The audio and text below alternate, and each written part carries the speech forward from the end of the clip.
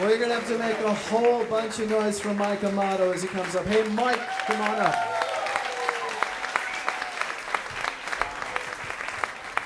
Thank you. All night I was like, I hope I get called. I hope I get called. Then Adam performs. I'm like, I hope I don't get called. I hope I don't, because this is a story about what a horrible person I am. Okay? But it's also about the time I learned the power of a woman's ass. I showed up at the pub, and she's sitting at the end of the bar, and she's like around the corner of the bar, and she's cute. But more importantly, she looks like her picture on her J-Date profile. Now, okay, as some of you know, J-Date is a Jewish dating site. I'm not a Jew, but I have particular tastes in women. And not really, I mean, I really like all kinds of women, I really do. But at that time, I had basically two strong yens.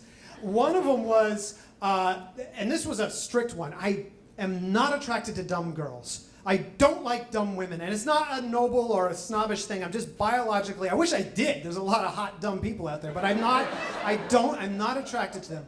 And the second one was, I used to have this thing for Jewish girls. So when my friend told me about J-Date, I was like, fucking, candy store. And at the time, they let my people on there. And so I went on there and I filled out a profile, and I was honest up front. The first thing I said was, I'm not a Jew, but I'm Jewish, right? Right? Because they like comedy. They appreciate smart, right? And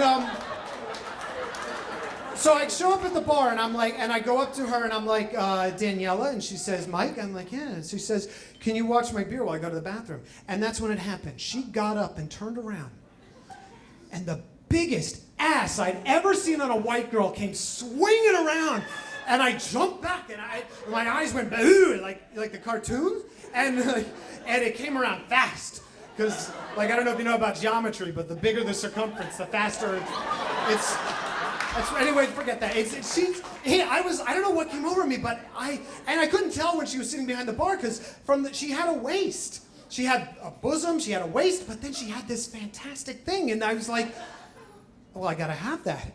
I'm having it. It's a fait accompli, le grand derrière. I'm having that tonight. And so, I don't know what, like a drink later, I'm dragging her out of the bar by her arm, and I hail a cab, and I open the door for her, and then we're flying over the Manhattan Bridge, and we're making out in the back seat halfway across the bridge. She pushes me away, and she says, wait, I have to tell you something.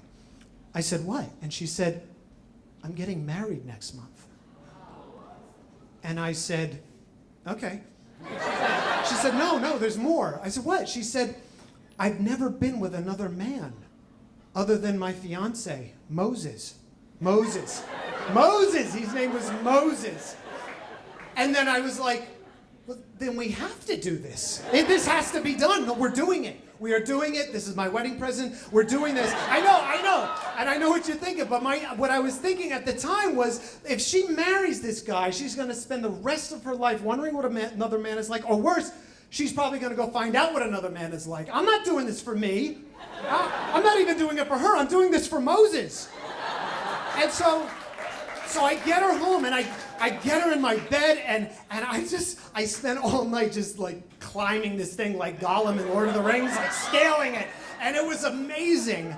And I was transfixed by this thing. I mean, we took a shower, and the water just cascaded down the side, and I drank it, and I got younger. I knew I was an ass man, but I didn't know. So, and we saw each other the next night and a night after that, and it was great. A Jew with a big ass, I thought I hit the jackpot. And then we're cuddling one night, and I'm holding her big ass, and then her phone starts vibrating, and I look over and I see the name Moses. Yeah, I started getting that thing that good people have, the conscience, right? And I was like, this isn't right. This isn't even a fling anymore. Now we're having an affair. And so I'm at Coney Island on the boardwalk, and I'm waiting for her to show up. And she comes bounding up with that big smile on her face. And I said, Daniela, wait, we can't do this anymore. And she said, why not? And I said, Well, because you're engaged, you're getting married. This is not the way to begin a marriage. You got to figure out if you're attracted to your husband, or to your fiance. And she said, I know. And I said, I'm sorry, Daniela.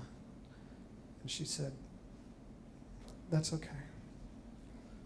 And I said, besides, Yom Kippur is coming up, and you're going to want to be with him and with your family. And she said, what's Yom Kippur?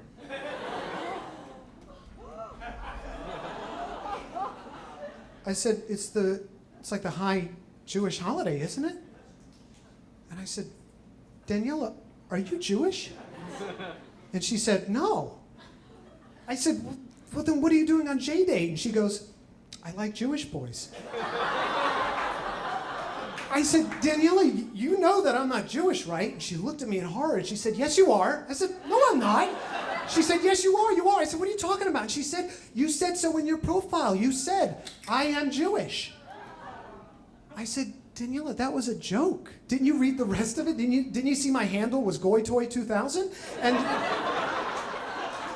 then suddenly it hit me. Not only is she not Jewish, but she's dumb. The power of a woman's ass. And I just said, goodbye, Daniela. And I kissed her on the cheek, and then I just watched as she walked away, and I just stared at her ass as it walked all the way down the boardwalk, and I just kept looking at it until it disappeared. Took about a half hour. Thank you.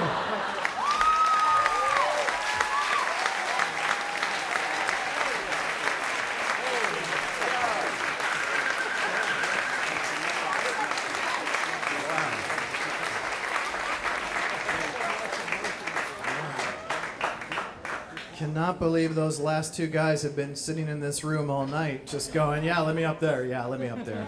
I got something to tell you. Oh, my God. Oh, man. How about another round of applause for Mike?